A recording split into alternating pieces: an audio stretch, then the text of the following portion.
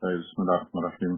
الحمد لله والصلاة والسلام على رسول الله وعلى آله وصحبه ومن والاه. أشهد أن لا إله إلا الله وحده لا شريك له وأشهد أن محمدا عبده ورسوله. Inshallah, we're continuing with the tafsir. Just to put things in perspective, this is something that we should be doing on a regular basis, not occasionally, which is studying the Quran and studying the right way and for the right purpose, for the right reason. Majority of Muslims, either they don't do it or they or they do it for the wrong reason. They don't do it. That's very obvious. Many they do it for the wrong way when they focus on the quantity or memorization or how much they read, and they do it for the wrong purpose when they read just for the rewards, reading Quran so that to gain points. All of this is wrong. Some of this is good, but it's not what the Quran was meant to be. Quran should be studied on a regular basis and for guidance. This is a book that has a blueprint to build the individual and build the community.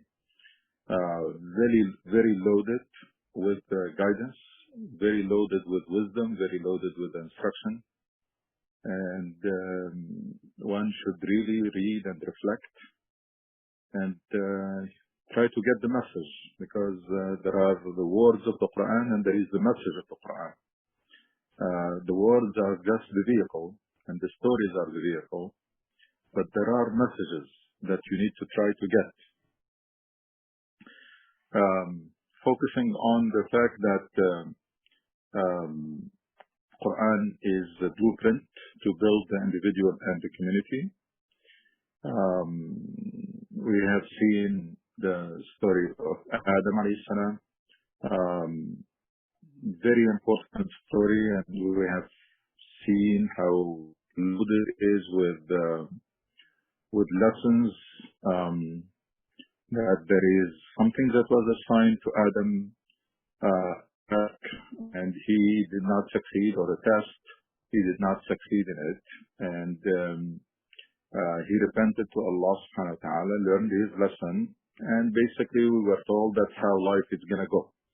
Life is going to be always, the Muslim will be between the call of Allah and the call of shaitan or hawa. Quran calls it hawa.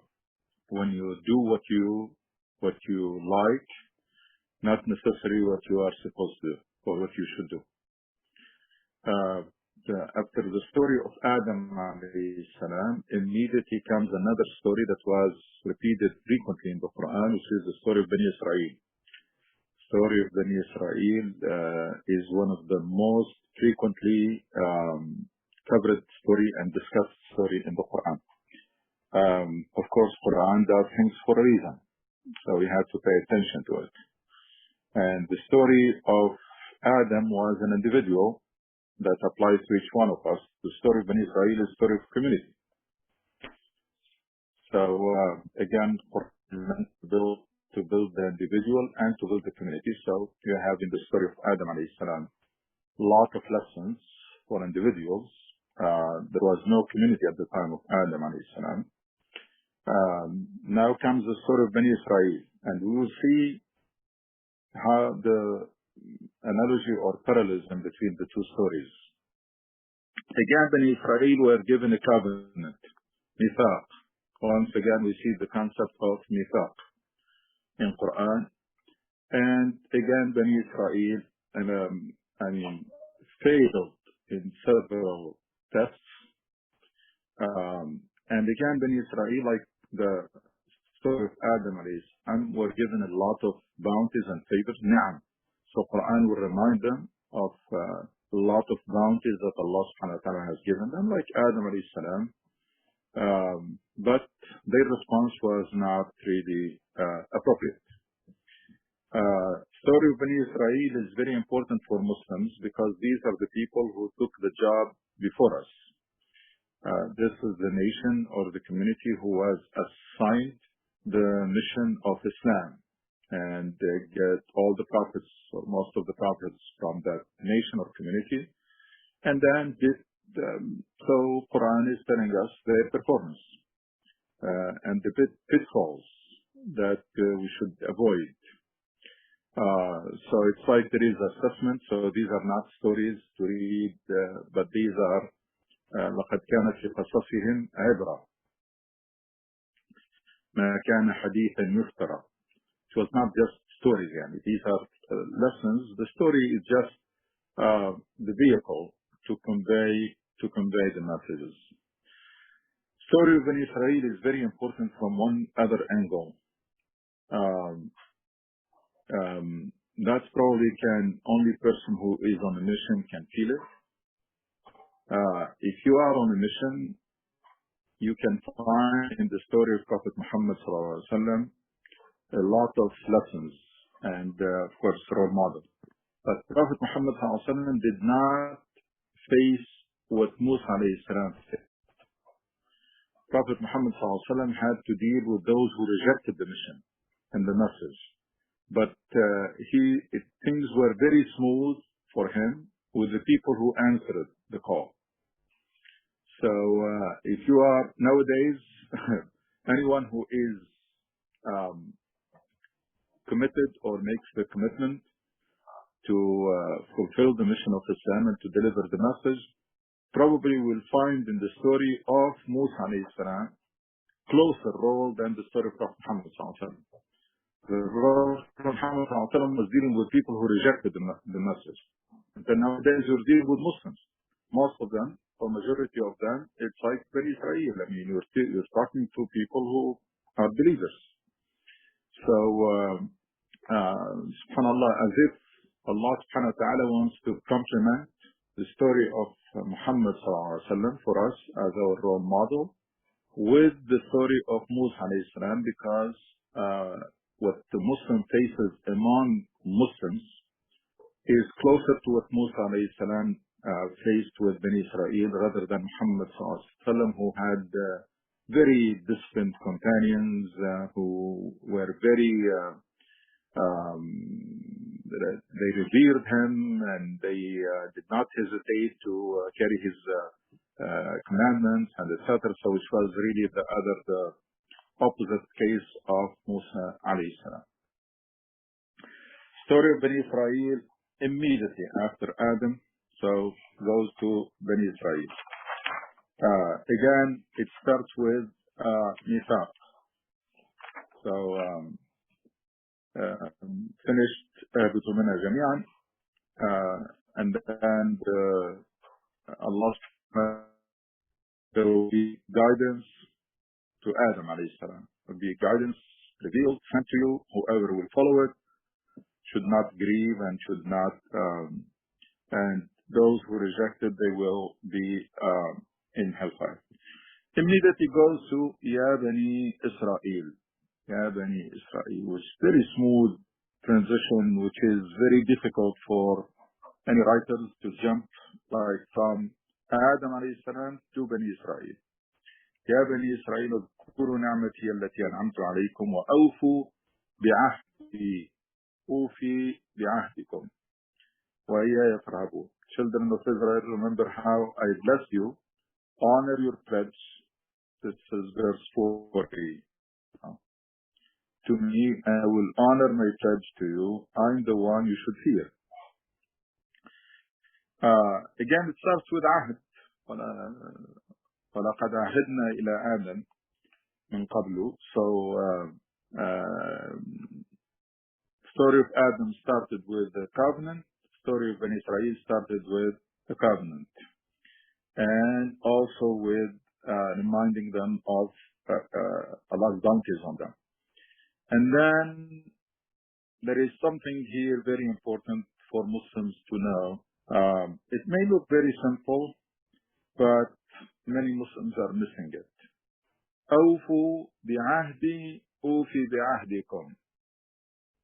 Many Muslims nowadays wonder why we are in this situation, why Muslims are not in good shape, and why is this, and where is the help of Allah, and etc. This verse answers all these concerns. أوفوا بعهدي أوفي بعهدكم. The help from Allah and the support is conditional. You do your part, Allah will do His part.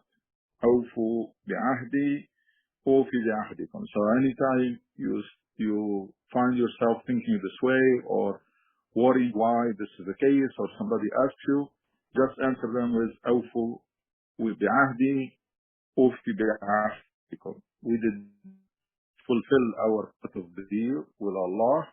So Allah subhanahu wa ta'ala says that made it conditional that if we fulfill our part, He will fulfill His. وآمنوا بما أنزلت مصدقا لما معكم ولا تكونوا أول كافر به. And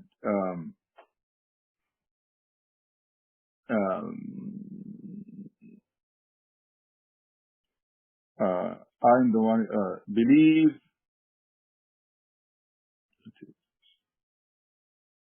in the message I have sent down, confirming what you already possesses. Do not be the first to reject it. This is very strange because logically, Bani Israel were the one who are expected to be the first to accept the message. Why? One, it confirms what they have. Two, they know about it. They know it is coming. And they were saying that. So normally, with the normal people, in the normal conditions, they should be the first to accept the message. One, it's a message that confirms what you have. And second, you knew about it and you were expecting it. And you were telling the Arabs that there is a messenger and prophet who is coming and this is his time, etc. So you should be the first to accept it. ولا تكونوا أول كافر به. It's very eloquent, the word that the Quran tells them that you should not be the first to reject it, because implicitly they were expected to be the first to accept it, not be the first who reject it. ولا تشتروا بآياتي ثمنا قليلا وإياي فاتقون. تشتروا بآياتي ثمنا قليلا deserves some elaboration. Do not sell my messages for a small price. I'm the one to whom you should be mindful. This is تشتروا بآياتي ثمنا قليلا. It may apply to Bani Israel altogether. It may apply to their clergy, to their religious leaders. Both of them, what made them reject the message is that fearing they lose some privileges. What are the privileges of Bani Israel? They are the chosen people, the people from them, all the prophets are coming, and so they did not accept not to be in the leadership position or the ones who, and then the clergy, of course, they were making a lot of, taking full advantage of that situation, clergy, like today, unfortunately, there is Muslim clergy, even though there is supposed to be no clergy in Islam. There is clergy, and they're the same thing. They will tailor fatwa to a ruling to the rulers, and they are, unfortunately, many of them, not all of them, or some of them, they are for sale. That لا تشتروا بآياتي ثمنا قليلا. You were assigned a mission to fulfill. You should not care where the prophet is coming from, who is going to be in the leadership. That's not the issue. The issue is for you to answer the call of Allah. And you should not confuse things, or should not be confused that and use because this is an Arab, he's not a Jew, and Prophet, we cannot fall in that. All these are silly arguments.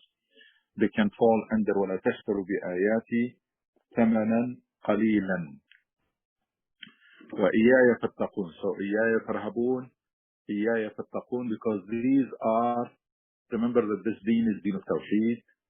It's the relationship with Allah subhanahu wa ta'ala that is the source of all the guidance and discipline. And إِيَّايَ فَارْهَبُونَ إِيَّايَ فَاتَّقُونَ. So be mindful, and then mindful, and the first one says, I am the one you should fear. So of course, if someone has that relationship with Allah subhanahu wa ta'ala, revering Allah, loving Allah, fearing Allah, etc., will not do these things, will not reject something that is coming from Allah and then try to rationalize it or justify it. Say, yeah, I did it because of this or because of that. There is no room for that in the attitude, proper attitude of the believer. There is no room for such thing.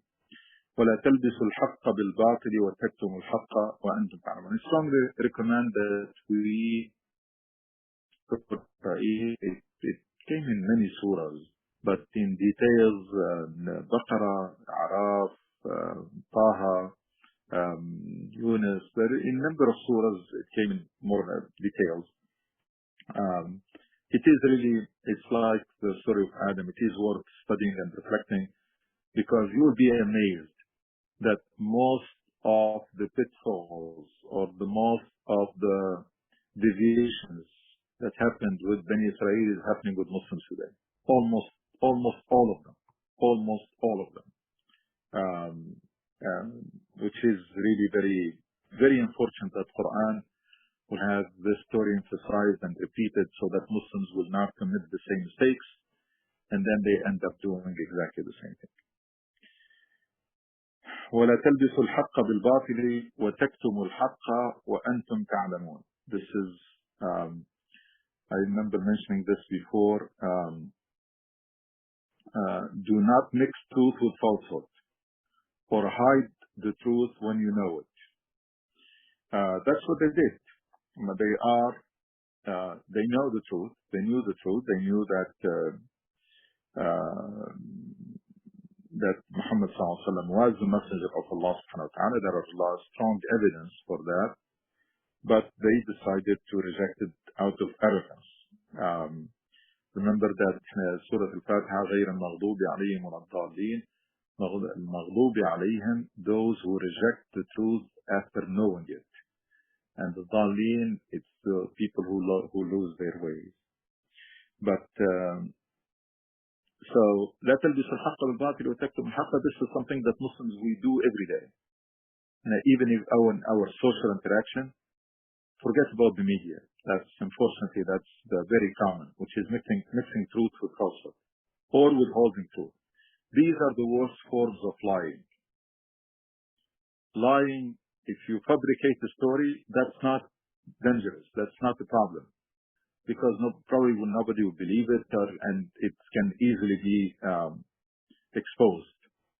But the problem is with mixing truth with falsehood. So there is some part of truth there, and then withholding truth. That's unfortunately what we do every day, and we are not careful. Like, for example, if you tell a story, try to limit yourself to what you have seen. Try not to add anything or exaggerate or conceal or anything. And then even if you have opinion, try to separate the two. Okay? Try to separate between saying these are the facts and this is my opinion.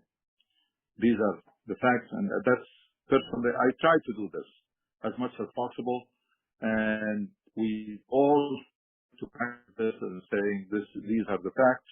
If you want my opinion or my interpretation, this is my opinion, and don't mix them together, because that can mislead people and can be deceiving.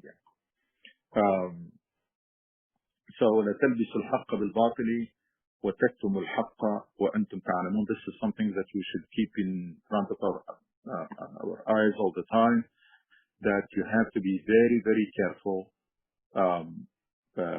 when you, especially when you tell a story, or because it is a testimony, and you have really to be, and you're going to be held accountable for that. And as I said, very few people, they fabricate stories, lying, but most people, they commit these types of lying, which is mixing truth with falsehood, or concealing and withholding truth, which is half-truth. Half-truth is a lie. وأقيموا الصلاة وآتوا الزكاة واركعوا مع الراكعين. وأقيموا الصلاة وآتوا الزكاة واركعوا مع الراكعين. We're going to go, inshallah, quickly over the verses, and then, inshallah, we'll spend a few minutes talking about the main lessons. Keep up the prayer, pay the prescribed alms, and bow your heads in worship with those who bow theirs. Remember that the main reason that prevented Bani Israel from following the message of Muhammad ﷺ was arrogance. And the fact that how come we're going to be like others? And they always had that privilege, especially compared to the Arabs. At that time, they were considering themselves the people who are really religious compared to the Arabs who were worshipping idols, and the people who are the knowledgeable. And so to tell them to follow was not easy. So Quran here, implicit what they say, "Irka'u ma'a ar-rak'in," yani it's tackling that you should not be too arrogant to worship with others. Just be want to keep those special status or special privileges. أقيموا الصلاة واركعوا مع وآتوا الزكاة واركعوا مع الراكعين. أتأمرون الناس بالبر وتنسون أنفسكم وأنتم تتلون الكتاب فلا تعقلون. One more problem that was addressed to Bani Israel, but indirectly addressed to us. Remember that everything in the Quran was meant to us. Stories, when Allah subhanahu wa ta'ala is talking to Prophet Muhammad sallallahu alaihi wasallam, all these things are we are the ones who are the messages for us. How can you tell people to do what is right and forget to do it yourselves, even though you recite the scriptures? This can apply to Bani Israel in general. It can apply to the clergy, because the clergy are the ones who know exactly the truth, and they were telling people to follow the religion, etc. But now you know that this is the last version of the religion, or the authentic, or the one that supersedes what you have. You know about it. How can you still talk about religion to your people, but you know the truth and you don't follow it? أتأمرون الناس بالبر وتنسون أنفسكم. This is, for us, we have to be very, very careful not to say something that we don't do. This is very dangerous, because it can really be very shocking to people, especially if you stand to be teaching people and mentor them, and then take you as a role model, and then trust you, and then they find out that basically you are not doing what you are telling them. That can be big disappointment and can be cause of big fitna or confusion for many people. So it's very important that, and by the way, the message, your words and your discourse will not reach anywhere if it is not sincere and if it is not backed up by your model. If it is not backed up by action and by practice, nobody will take it seriously. Say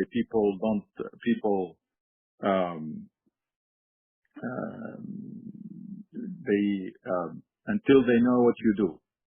I mean, people will not follow what you say until they know what you do. The issue is, so that's, and one of the main reason why the message of Prophet Muhammad ﷺ was so powerful, because it came out from someone who's very caring and sincere, very compassionate about his people and about everybody, about humanity.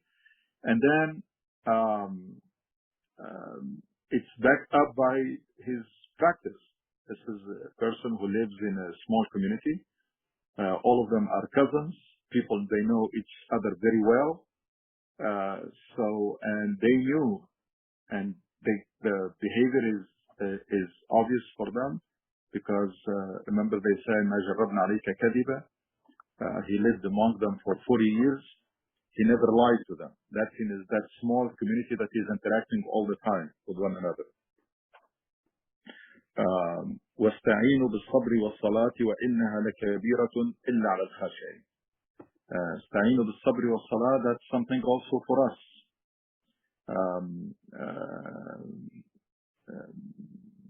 Seek help with steadfastness and prayer, though this is hard indeed for anyone but the humble. I don't know many people who are doing this, which is seeking help in patience and seeking help in prayer. Rasul sallallahu alaihi wasallam كان إذا حزبه أمر فزع إلى الصلاة. That whenever he faces difficulties, he prays. Rasul sallallahu alaihi wasallam goes resort to prayer. That's one of the meaning of prayer. Or the main meaning of prayer is to get the help from Allah, from Allah subhanahu wa ta'ala. Of course, nowadays, that's not how we perceive prayer. Nowadays, mostly we perform it because we have to, or to avoid punishment, or children, they pray because their parents, just to satisfy their parents, and all of this is wrong. Prayer has to be reinstated as the meeting with Allah subhanahu wa ta'ala, or the appointment with Allah subhanahu wa ta'ala, in which you are seeking help and guidance and forgiveness and protection. And then and one of them is seeking help. استعينوا بالصبر والصلاة وإنها لكبيرة إلا على الخاشعين. Salah can be heavy, except for those who know its importance and they perform it the right way. It can become a joy. Rasul sallallahu alaihi wasallam. Rasul sallallahu alaihi wasallam was a pleasure for him to pray. وجعلت قرة عيني في الصلاة. Big difference between praying to get rid of it and praying because you have to, and between praying and knowing what that prayer is, and then focusing and الذين يظنون أنهم ملاقو ربهم وأنهم إليه راجعون. Speak Arabic. يظنون here means they have certainty, not they think. This is part of the eloquence of the Arab language, who know that they will meet their Lord and that it is to Him they will return. These people, they have no doubt about the Day of Judgment, and that's also another source of motivation for them, not only to do good, but also to have a sense of urgency. الذين يظنون أنهم ملاقو ربهم وأنهم إليه راجعون. And subhanAllah, you can see that the prayer is meeting Allah and the Day of Judgment meeting Allah. It's like a sample of the Day of Judgment, standing before Allah. When you're praying, you that's exactly what you're going to do on the Day of Judgment, standing before Allah subhanahu wa ta'ala. الذين يظنون أنهم ملاقو ربهم وأنهم إليه راجعون. Remember that Allah subhanahu wa ta'ala in Surah Al-Mu'minun tells us the two main reasons that lead people to pray. فَأَنَّكُمْ إِلَيْنَا لَا تُرْجَعُونَ. That people, when they forget why they were created, who forget why they were hired, they will not perform of the expectation. Sorry, the voice is not clear. Your mic needs to be fixed. Yeah, the voice is not clear. I don't know what's going on, but we'll try.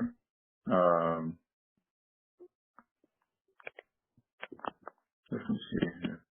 This. This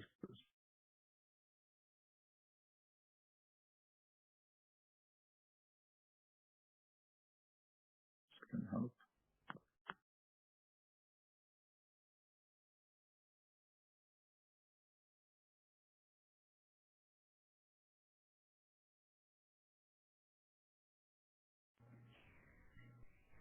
I am not hearing anything right now, Dr. Said.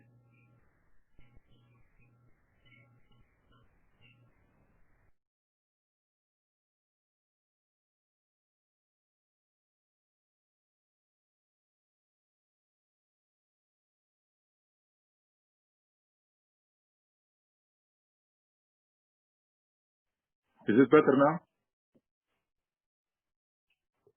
Yes. Yeah, I think it's better a little bit. Oh, still. All right. So the two main reasons that will keep you focused are always to keep in mind why you are here or why you are created, and then to keep in mind that you're going to be held accountable. Remember, even at work, if there is no accountability, then people start failing to observe and perform their duties and responsibilities. يا بني إسرائيل اذكروا نعمتي التي أنعمت عليكم. Remember, this is how it started. It started by reminding Bani Israel of the bounties of Allah subhanahu wa ta'ala, and now again, أنعمت عليكم وأني فضلتكم على العالمين. This is something that Bani Israel, they got wrong, and Muslims also got wrong, which is the fact that Allah has chosen them. Children of Israel, remember how I blessed you and favored you over other people.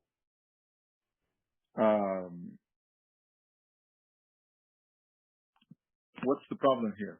The problem is, which many Muslims unfortunately committed the same mistake, is that they thought they were chosen or selected or the chosen people because of who they are, not because of what they do. And many Muslims today, they are under the same impression. They find them relaxed and not complacent, and they are complacent because out of that feeling, which is that I'm a Muslim. فضلتكم على العالمين. Quran will emphasize it here, and will emphasize when Muslims were called the best nations or the best community. It was qualified by تأمرون بالمعروف وتنهون عن المنكر. So it is not, you are not the chosen people. You are not the chosen people. You were the people who were selected to fulfill a mission, which is responsibility and honor. You cannot take just one part of it, which is the honor. It's one package. It's an honor and responsibility. وَإِنَّهُ لَذِكْرٌ لَكَ وَلِقَوْمِكَ وَسَوْفَ تُسْأَلُونَ. So Bani Israel made that mistake. Muslims today made the same mistake, which is thinking that you are better or you are the chosen people because of who you are or because of what you claim, not because of what you do. واتق يوما لا تجزي نفس عن نفس شيئا ولا يقبل منها شفاعة ولا يؤخذ منها عدل ولا هم ينصرون. Again, as you can see, Quran always reminding us in between about Allah and the Day of Judgment, because basically that's the source. That's why Rasul sallallahu alaihi wasallam started many hadith by من كان يؤمن بالله واليوم الآخر. من كان يؤمن بالله واليوم الآخر. So you can see that إياي فرعبون وإياي فاتقون, and then الذين يظنون أنهم ملاقو ربهم وأنهم إليه راجعون, just before a verse before this. Now back, واتق يوم لا تجزي نفس عن نفس شيئا ولا يقبل منها شفاعة ولا يؤخذ منها عدل ولا هم ينصرون. This, by the way, I mean, if we really read Quran and reflect properly, this is very strong verse. Guard yourself against the day when no soul will replace another in any way, no intercession will be accepted for it, nor any ransom, nor will they be helped. It's amazing. When you find yourself in a difficulty, that's what comes to your mind. Is there somebody who can take it for you? Is there a way somebody can intercede for you? Is there a way for ransom or to bail yourself out? And is anybody to help? In one verse it says none of this. لا تجزي نفس عن نفس شيئا. It's personal, by yourself. And second, there is no intercession. 3, there is no ransom. 4, there is no help. that by itself should really shake the believer when you read it. A very strong message and verse. And then start spelling out the ni'am, the bounties or the favors. وَإِذْ نَجَّيْنَاكُمْ مِنْ آلِ فِرْعَوْنَ يَسُومُونَكُمْ سُوءَ الْعَذَابِ يُذَبِّحُونَ أَبْنَاءَكُمْ وَيَسْتَحْيُونَ نِسَاءَكُمْ وَفِي ذَلِكُمْ بَلَاءٌ مِنْ رَبِّكُمْ عَظِيمٌ. Remember when we saved you from Pharaoh's people who subjected you to terrible torment, slaughtering your sons and sparing only your women. This was a great trial from your Lord. And that's something big. This is something they have seen with their eyes. And then let's continue. وَفَرَقْنَا بِكُمُ الْبَحْرَ فَأَنْجَيْنَاكُمْ وَأَغْرَقْنَا آلَ فِرْعَوْنَ وَأَنْتُمْ تَنْظُرُونَ. And then when we parted the sea for you, so saving you and drowning Pharaoh's people right before your eyes. This is big. This is something that of course, look at the eloquence of the Quran. This is talking to Bani Israel in Medina. Surah Al-Baqarah was revealed in Medina. But he was telling them as if they were the ones who did what their ancestors have done before. So why? Because there is no change. It's not because you're responsible for what your ancestor has done, but because you're continuing along the same line. So from the biggest bounty of Allah subhanahu wa ta'ala, imagine the situation Bani Israel were in Egypt under pharaohs. يَسُومُونَكُمْ سُوءَ الْعَذَابِ. يَسُومُونَك means like feeding you. In Arabic the word يَسُومُونَكُمْ means it's like something permanent. And it's a very eloquent statement that, and سُوءَ الْعَذَابِ, the worst type of torment or punishment. And then this was a test and trial. فِذَلِكَ بَلَاءٌ مِنْ رَبِّكُمْ عَظِيمٌ. And that's an important concept for us to understand in Quran, the concept of ibtila, that as long you are living, you're going to be tested. And we don't choose our tests. We choose just how to respond. You will be tested with ease and hardship. وَنَبْلُوكُمْ بِالشَّرِّ وَالْخَيْرِ فِتْنَةً وَإِلَيْنَا تُرْجَعُونَ. Why Allah is testing us? To see who does better, who is better than others. خَلَقَ الْمَوْتَ وَالْحَيَاةَ لِيَبْلُوَكُمْ أَيُّكُمْ أَحْسَنُ عَمَلًا. Who is the best in deeds? So they have seen that. I mean, what's the dream of someone who was in that situation is to be saved. Now they were saved, and then a miracle happened in front of them. Not only the miracle of Musa in the first one with his stick, but also the miracle of the Red Sea. Allah subhanahu wa ta'ala is how do I say here? Parted the sea for you. And then they saw Fir'aun, the one that was giving them all this hard time and punishing them, being drowned, and his people. This is also an implicit reminder for Muslims at that time, because Muslims were in Mecca. They were exposed to something similar, and they were saved, and now they are in Medina.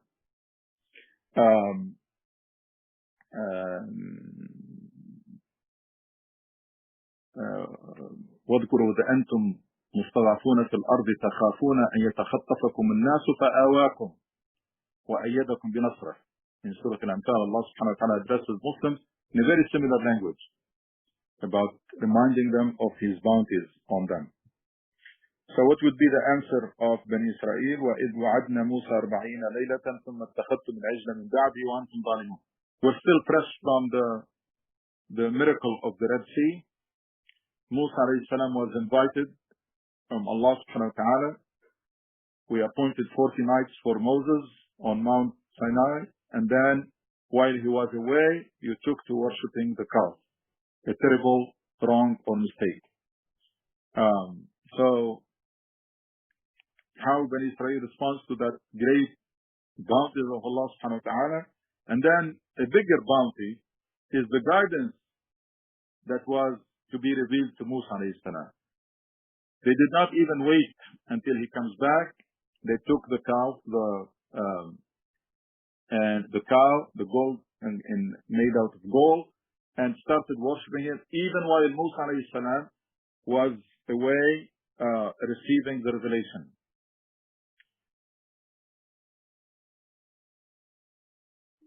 ثم عفونا عنكم من بعد ذلك لعلكم تشكرون. Allah subhanahu wa ta'ala, and even then we forgave you so that you might be thankful. وإذ آتينا موسى الكتاب والفرقان لعلكم تهتدون. وإذ قال موسى لقومه يا قوم إنكم ظلمتم أنفسكم باتخاذكم العجل فتوبوا إلى بارئكم etc. طيب. Musa alayhi salam received the revelations and then came back. And then the story here does not mention, the verses did not mention the whole story, but in Surah Al-A'raf it does. Musa selected 70 people from the best. I mean, of course, when he came back, he was mad. He was mad at his brother Harun, who he left him there. And then Harun told him that he was helpless, he could not do much, etc. And then Musa alayhi salam took 70 selected people, selected individuals with him to meet Allah subhanahu wa ta'ala. What did they say? These are the selected people. They say, we're not going to believe in you until we see Allah subhanahu wa ta'ala. Remember when we gave Moses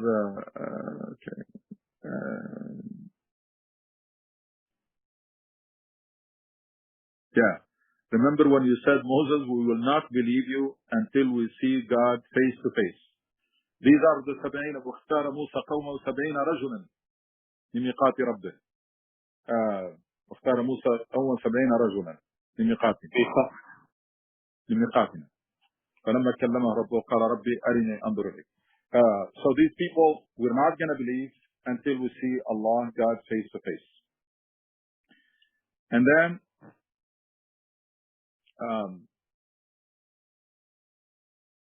at that, thunderbolt struck you as you looked on. Then we revived you after your death so that you might be thankful. Again, لعلكم تشكرون. And then they were given the man and salwa, which is the quails and something that was the food. Basically, they were given a food that they didn't have to work for it. Something they get out of the trees, and then the quail, the salwa, which is translated as the quails. It's some kind of bird. Bottom line, or basically, they were given food, they don't have to work for it.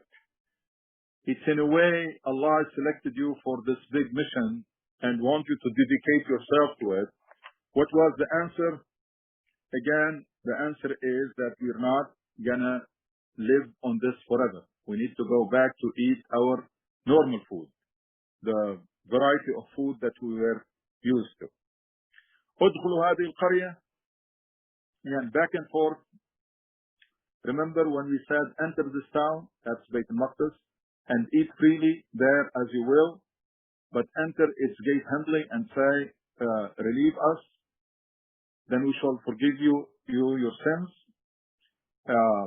But again, they rejected, they did not do, and in Surah Al-Ma'idah, it's amazing when they kept saying, اذهب أنت وربك فقاتلا. قالوا يا موسى إننا ندخلها ما داموا فيها فاذهب أنت وربك فقاتل. Go you and your Lord and fight. No, we're not coming with you. And ربك, this was repeated here in Surah Al-Baqarah. Of course, they've seen the other miracle when Musa alayhi salam was instructed to hit the rock with his stick, and then water came out. And in we'll see the story of slaughtering the cow.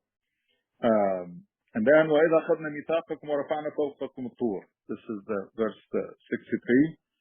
So I'm just going quickly over these back and forth bounties from Allah subhanahu wa ta'ala, pledge or commitment or instruction or assignment, failure, forgiving, another bounty, another opportunity, missing it, etc. 65.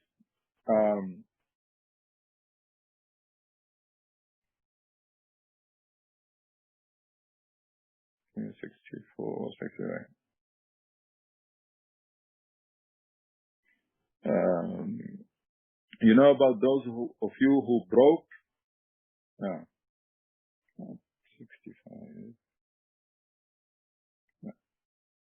63 and 64. Okay. Remember when we took your pledge, another pledge, and made the mountain tower high above you, just to tell them how serious this. You're dealing with Allah subhanahu wa ta'ala. You're taking great and noble mission.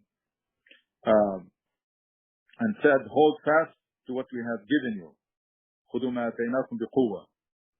That's something that you don't see today. Many Muslims are so, not really very as serious as they're supposed to be with their mission. And many of them have abandoned altogether.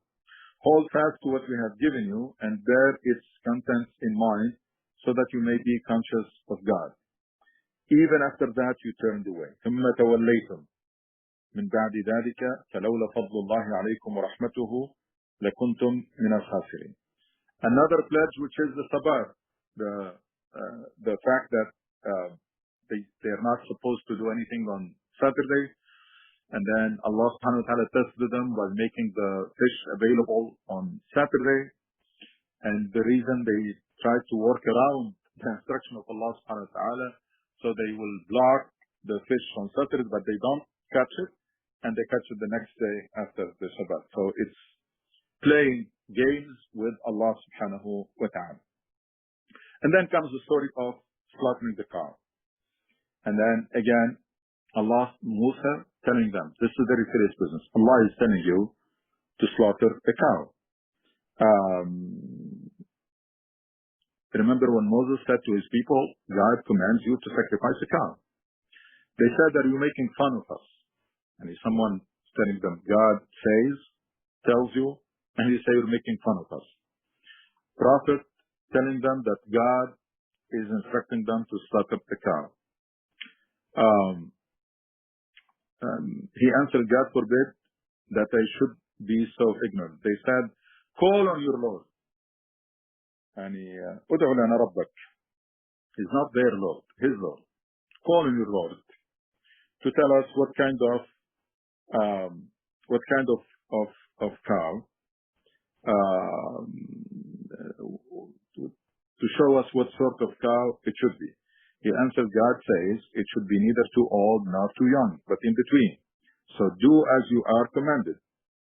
They said, call on your Lord. ادع لنا ربك يبين لنا ما لونها. To show us what color it should be. He answered, God says it should be bright yellow cow, pleasing to the eye. They said, call on your Lord for us to show us exactly what it is. All cows are more or less alike to us. With God's will, we should be guided. So, this is the attitude dealing with Allah subhanahu wa ta'ala. Is this special to Bani Israel? No, it's not special to Bani Israel. That's something that many of these things are committed by Muslims today. Not being serious with your mission, dealing with the commandments of Allah subhanahu wa ta'ala in give and take, pick and choose, cherry picking,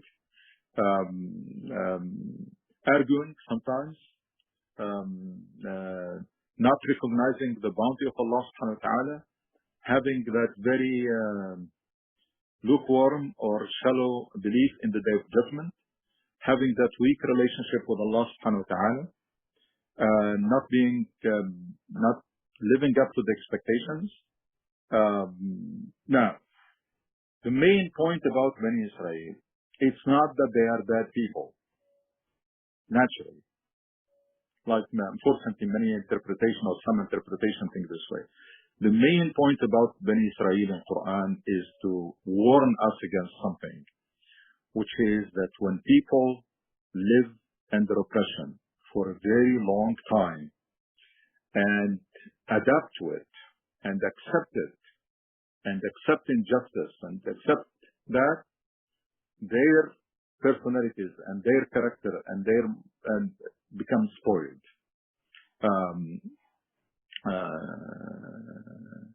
Ibn Khaldun says, الأمم المقهورة تسوء أخلاقهم أو شعوب مقهورة تسوء أخلاقهم.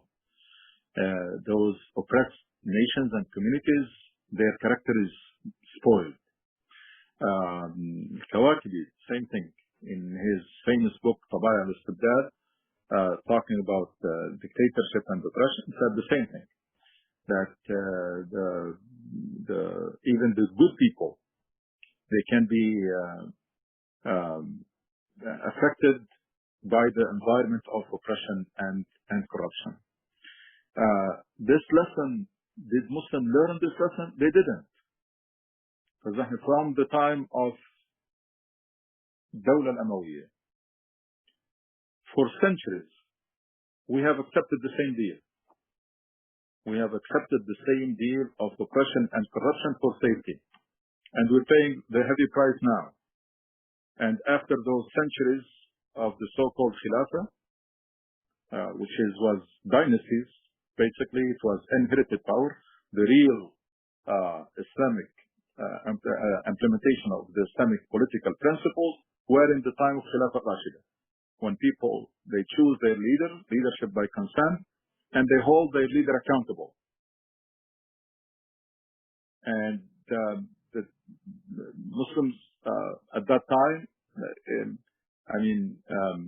they performed or they fulfilled their civic duties. In today's language, they behaved as a citizen. That this is someone they choose to lead, but not to own them yet.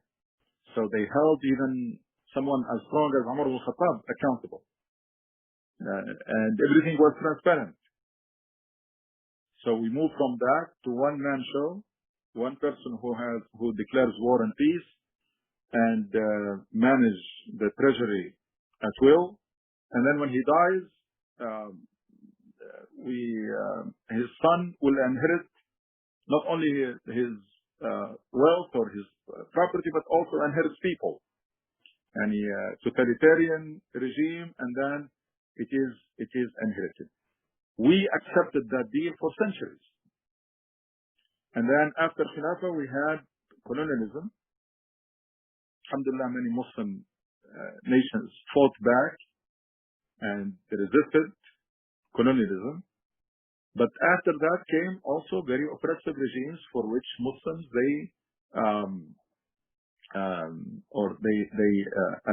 adapted, and they yielded, or they obeyed those regimes, and we see the price now.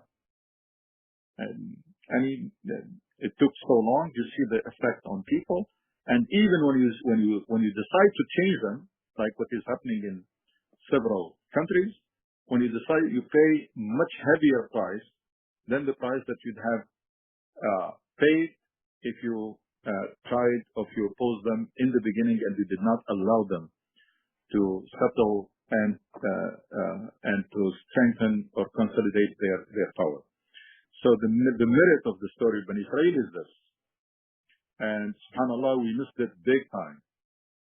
We missed it big time, since the scholars at certain point in time, they decided that we can accept dictatorship for peace and stability and security. Why? Because there was some civil wars among Muslims, and let's go for stability regardless, even under oppression and under oppressive regimes.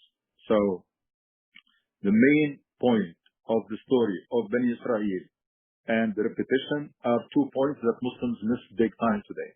One is that you should not tolerate or concede to oppression at all. You should resist and fight back, and do not compromise on your freedom and on your dignity under any circumstances. And second, when you are assigned a mission, you have to take it seriously, fulfill it to the best of your ability. That's what makes you special. And if you fail to do that, then you have no special status. It's actually the other way around. Because you were selected for a very noble mission, and if you fail, it's basically your situation becomes worse than somebody who was not even given that chance or assignment, because there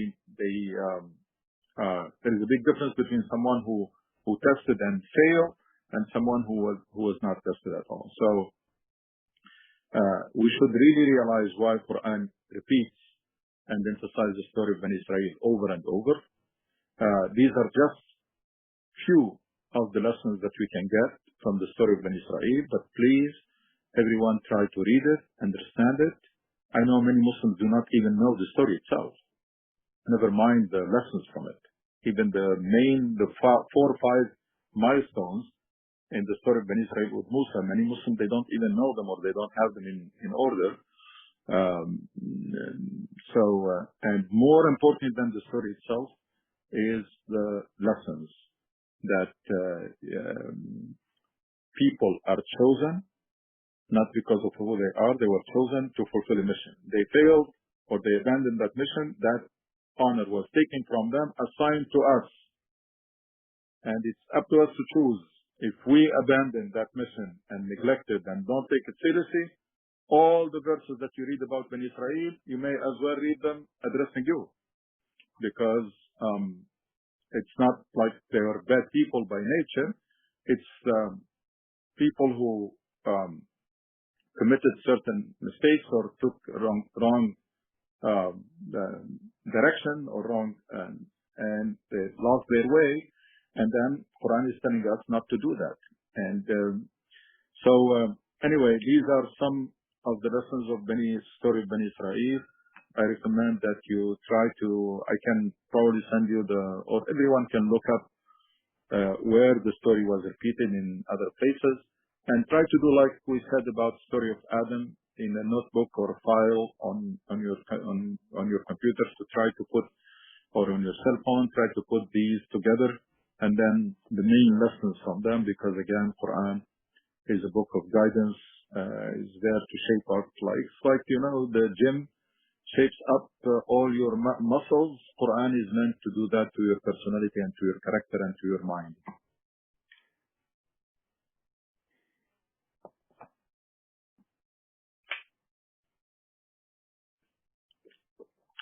Any questions?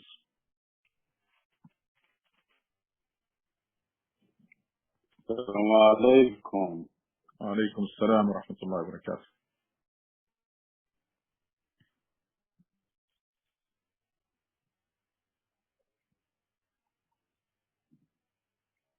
We don't hear you, Sheikh. Jazakallah khair. Jazakallah khair, Sheikh.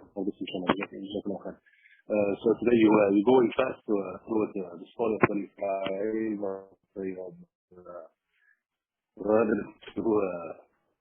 Okay. Okay. So today, mashallah, so we have Bani Israel. I was prepared to take one of the so many عبر from the story of Bani Israel, and how they treat Musa alayhi salam, and how they did Allah. So a question, I want to score a question here about the so after that, وإذا أتينا موسى الكتاب والفرقان لعلكم تهتدون. So Allah subhanahu wa ta'ala is mentioned here Al-Furqan, but I'm not sure exactly he meant the Furqan, which is the Torah, or something else. This is the first question, and we have a question linked to it, which is, so Allah subhanahu wa ta'ala, he mentioned in the Quran al-Zikr, al-Kitab, al-Furqan, al-Quran. So as just the name of the Quran, or there is some context related to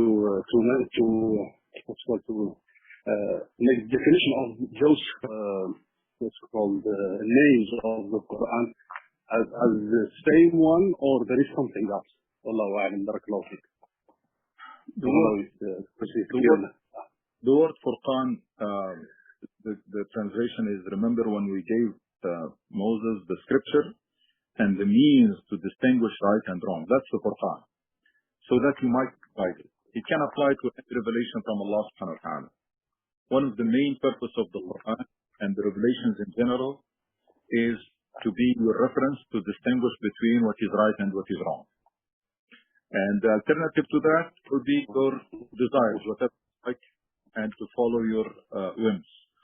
So the word Furqan can be applied to Quran, can be applied to any revelations, because all the revelations, they had that goal or that role, which is to be your reference to distinguish between truth and falsehood, or between right and wrong. So other question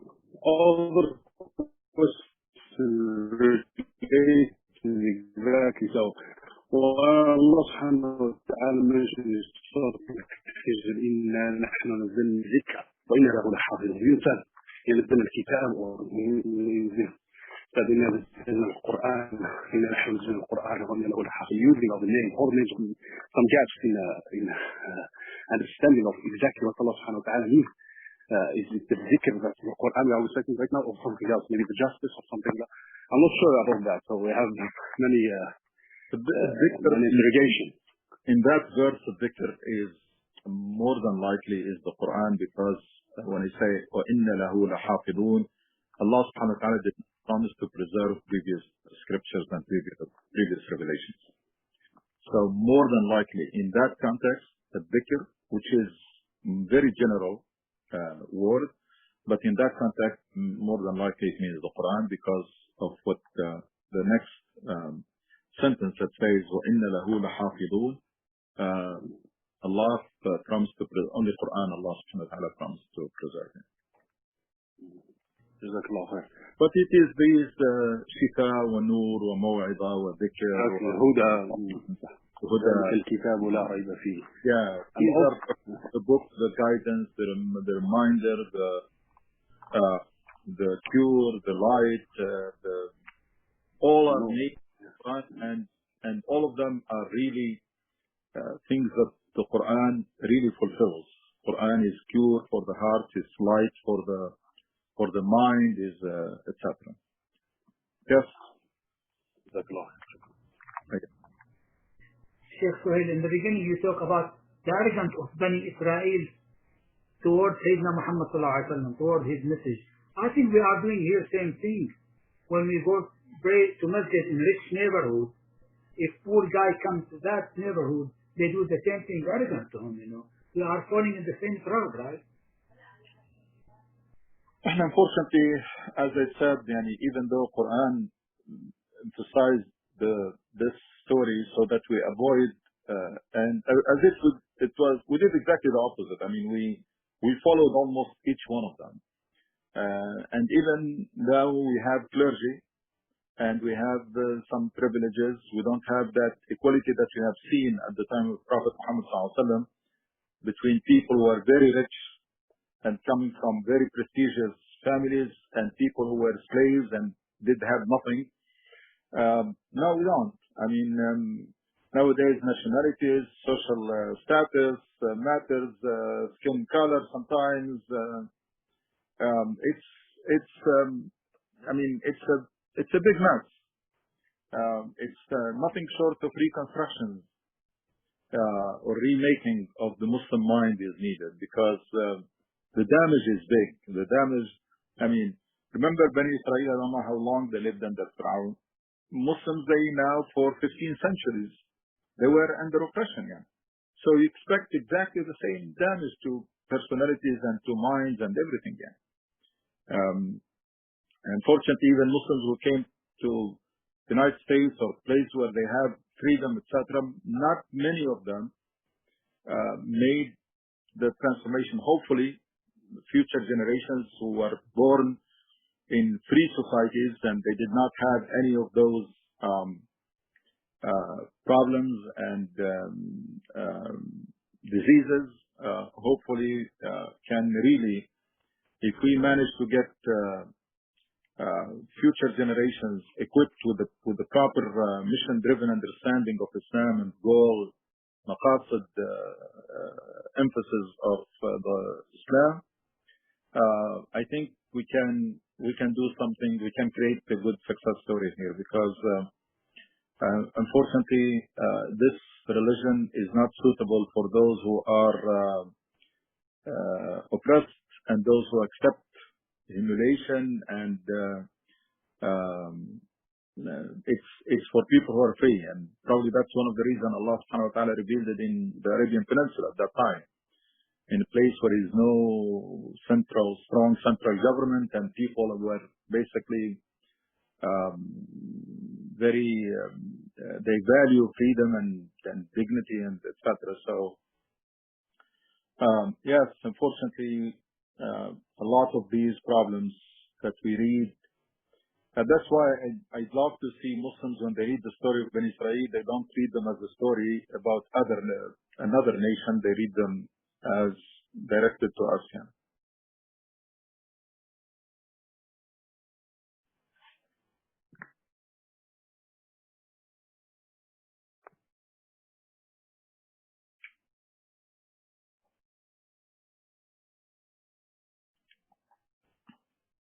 You can see nowadays Allah subhanahu wa ta'ala blessed Muslims with a lot of wealth, with a very strategic location, with you see, like the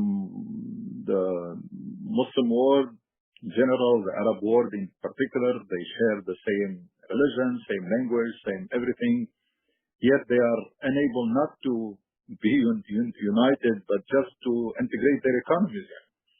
Something that Europeans have done, even though there is hardly anything in common, and they fought wars that claimed the lives of millions, and yet they were able to integrate their economies and reach that level of integration and unify their currency and etc. While people who have almost everything in common are failing to do that.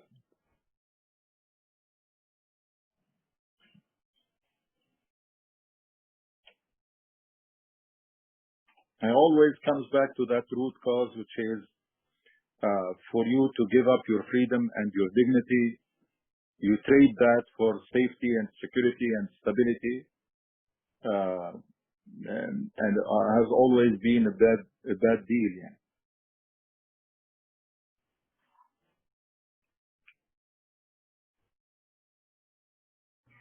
Do you think we are doing the same thing in the United States right now? We are sacrificing some of our duty just to have safety and security in this country. Are you talking about the country in general? Yeah, and as Muslims in this country. I don't know. I'm not sure I got the question, but I mean, in the United States, you can see in general the society is always resistant, and especially any trends toward extremes. It's really vibrant. There is a vibrant civic society that is keeping the government in check to some extent, even though we have some abuses.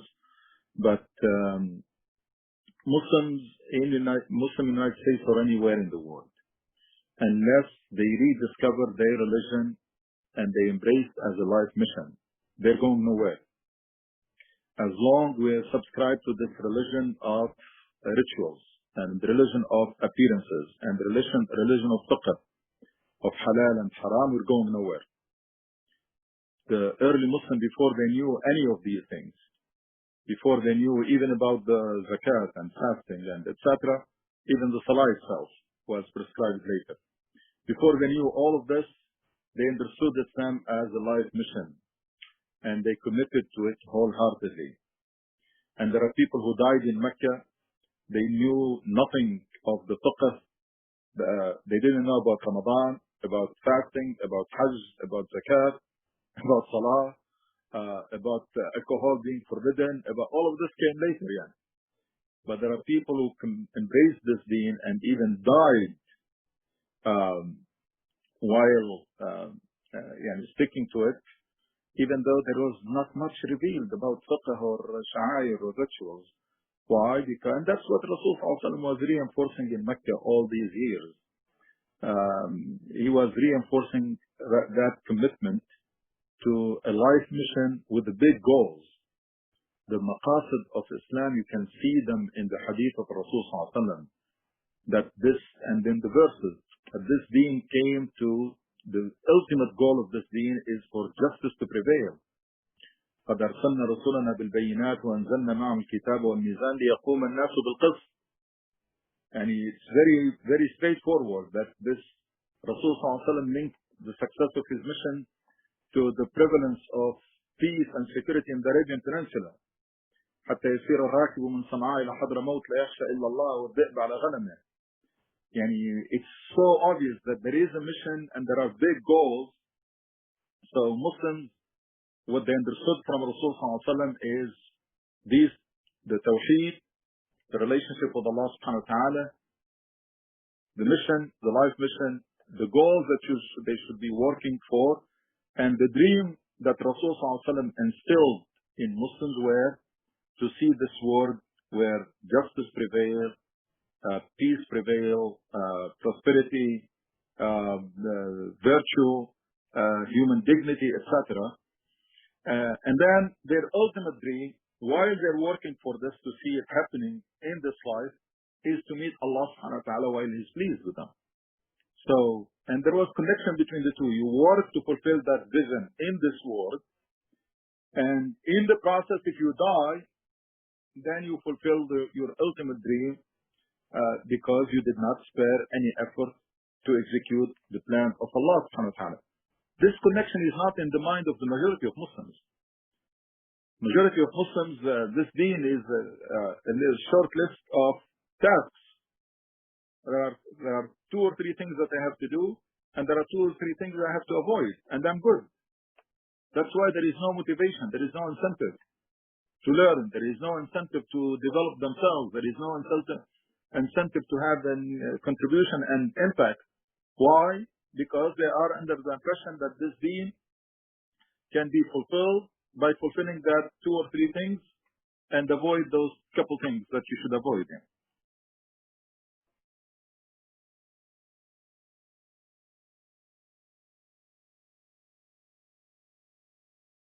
And Muslims in United States or anywhere in the world, they have to measure their success not by having more mosques or by large numbers and large activities or events, it's by their impact here. Because that's how Quran describes believers.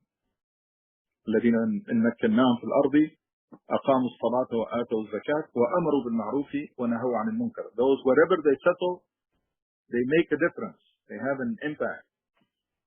So Muslims should ask themselves what kind of problems we solve in this country for I don't know how many decades now, locally, regionally, statewide, nationally. What's our contribution? Even though the ingredients are there, you have the community who is really in good shape in terms of level of education and even income, and they should be capable of doing a lot more than this if they have a rallying cause and vision and leadership.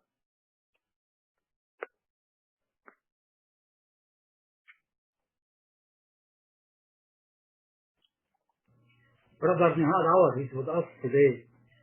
Oh, mashallah. If he can elaborate about this point. How are you, Brother Nihad? I don't know if he's hearing us or not.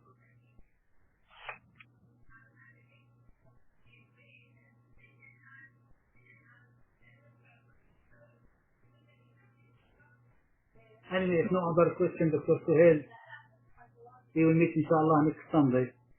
Inshallah. Same time. Jazakallah fi khair. Hayakum inshallah. Assalamu alaikum. Wa alaikum assalam wa rahmatullah. Barakallahu feekum. Jazakallahu khair.